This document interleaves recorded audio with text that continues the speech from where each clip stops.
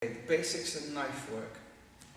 Okay, we do teach knife self-defences.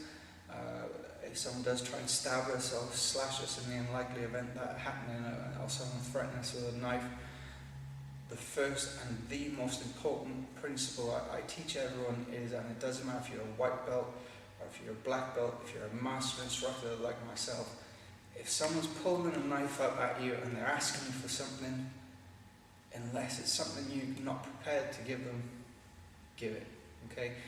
If they ask you for your car keys, give them your car keys. If they ask you for your wallet, give them your wallet. It's not worth the risk of dying. You can be the best defense expert at knife attacks in the world. It takes one mistake and you've got a knife in you, and then you're seriously injured and possibly dead, okay, or even disabled. There's all kinds of nasty things that can happen to you. The risk of something going wrong with a knife attack, especially with all the adrenaline flooding through your body, and it'll be even more so than a normal fight situation, it really ups the chance of you making a mistake. So unless they're asking for you to go somewhere dark and quiet where there's more chance of them trying to stab you or possibly rape you, or if they're trying to get your wife or child away from you, unless it's something like that, then you give it to them, okay? A wallet you can replace. It doesn't matter if you've got thousands of pounds in it. It isn't worth the risk of your life. Your life is worth a lot more than any contents of your car, any contents of your wallet.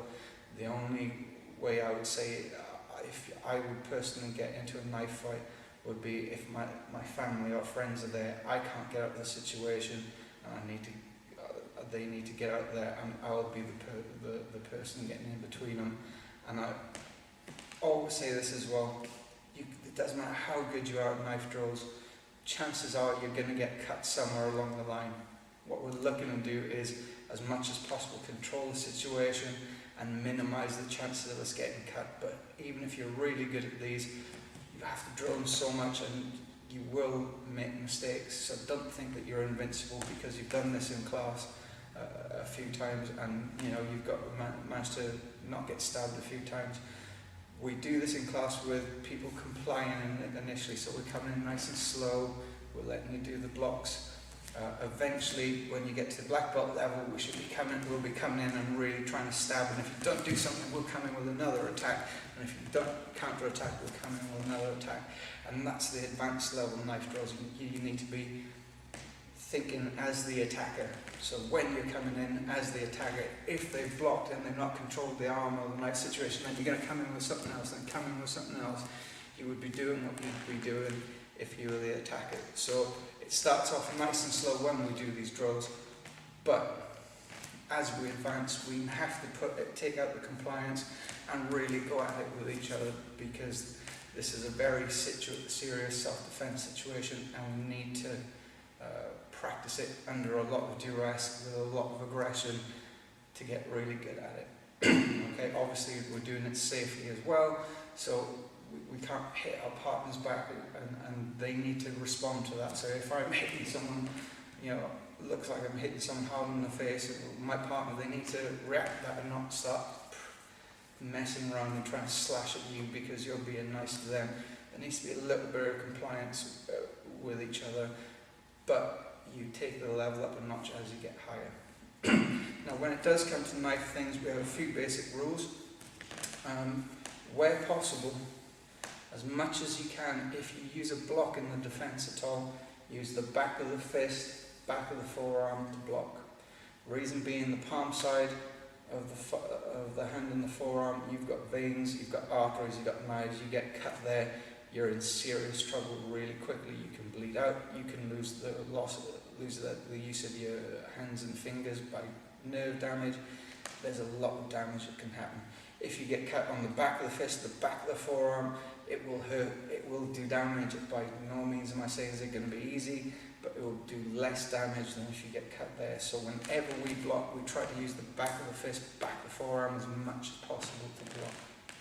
Okay? The one thing you generally do have going for you when it comes to knives is that they're such a potent psychological weapon that chances are that the person is only thinking if they're going to attack, it's going to be with a knife, unless they're going to grab you with one hand and stab. Now, I'm not saying you can disregard the rest of their weapons, the punches and kicks that might come in. You may have someone come forward with you with a punch and a kick. Chances are that it's not, but just expect it, just in case. You're always prepared anyway, but this is going to be where the main attack and the main worry is going to come from. The only thing you're going to really need to worry about is if they grab you and then try and stab. That's where they might use another weapon, you know, their arm is another weapon to hold you and then come in and stab, stab, stab. Okay? With knife defences, the most important thing I say to my students is move. Okay? You can take a step back, a big step back. You can use kicks to try and control them. The problem with it is someone swings at you and you take this lean back and use a kick to control it. You boot them. As they're swinging, they might end up leaving the knife go, and then you've got a knife hurtling towards you. So it's not ideal. You can use it in some circumstances, but it's not perfect.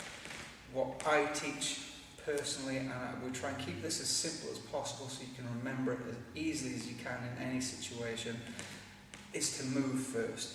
I'm going to have a knife in one hand, so if I'm going to stab with my right arm, I could be stabbing here, I could be thrusting, I could be coming across there.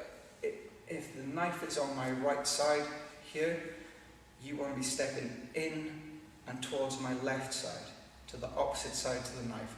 So it doesn't matter what attack I'm doing. I could come here, I could slash here, I could come across there, I could stab, I could come down, straight down, I could slash upwards there.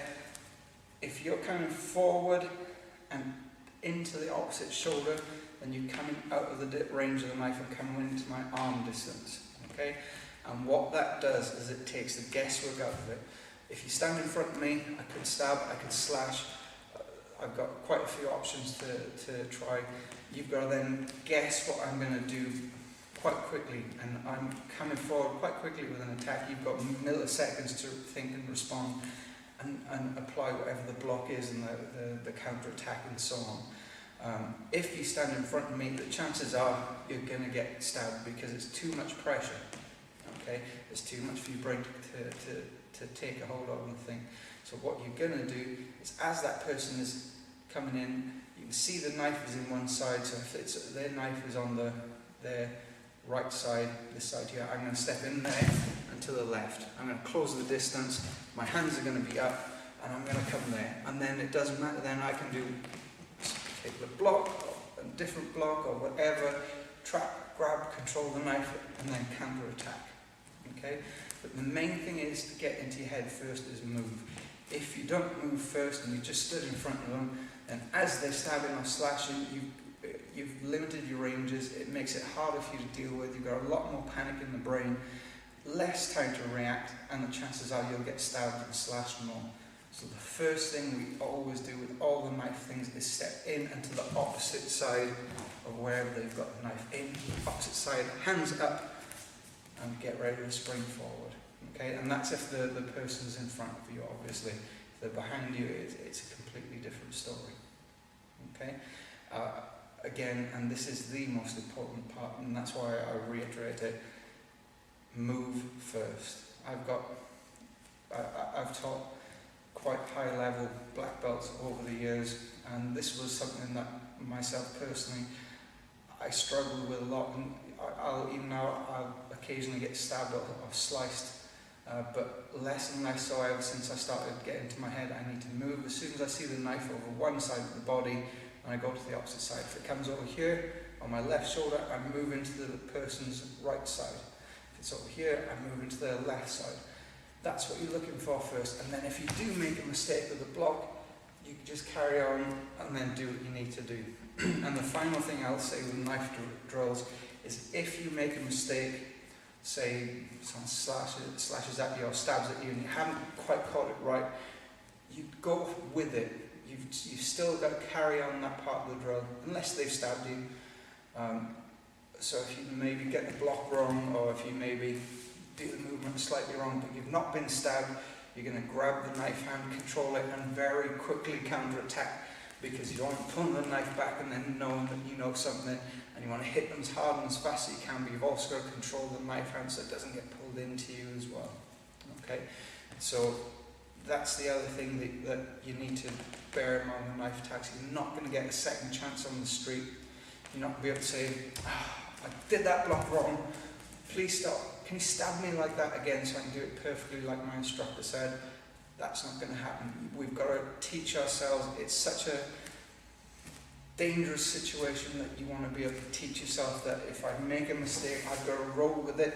I've got to take control of the situation from whatever position I'm in as best I can, and then deal with that person, counter-attack against them until I'm safe, and then get out of there as quickly as you can. Okay. Now we're going to go through a few of the knife defense drills that we teach. Stabs, slashes and so on, some from the front, some from behind as well. I hope you enjoy them, and I hope you get a lot from them, but remember, we need to drill these over and over, and the better you get with them, you need to have your partner take less and less compliance, so they're actually really coming in for you, and if you don't recover and don't control the knife, then they come in again and again, and be as aggressive as you can with it without hurting each other.